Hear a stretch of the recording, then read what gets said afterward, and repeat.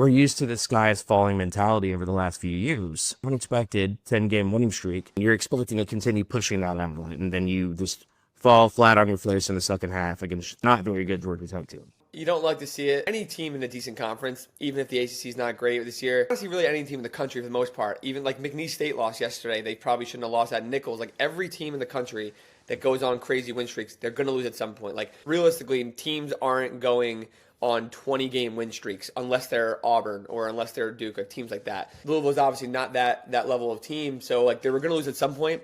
You don't want it to be Georgia Tech, but that's what the ACC has to offer. You can't pick and choose your schedule, and like as a fan, I wouldn't be worried of like, oh my God, like we're not as good as I thought we were. It's a game. It happens. Iowa State lost to Kansas State. Like shit happens. It happens all the time. The reason why I would worry about it is because of the resume and seeding and stuff like that. Where Louisville, I think I had them as like a 5 seed last week, where you lose games like to Georgia Tech, and if you lose another one to Cal or Stanford and BC of those teams, then you're pushing into you're like no.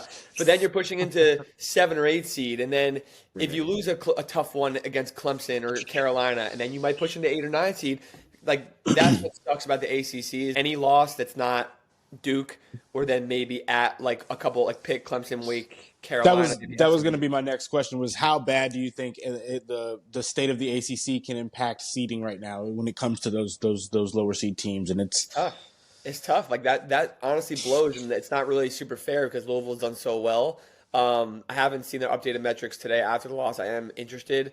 I don't think it's the end of the world for them, but it's obviously not ideal. Like it probably think of it as like every bad loss drops them a seed line or two, like or probably a seed line unless it's like a BC like really really bad.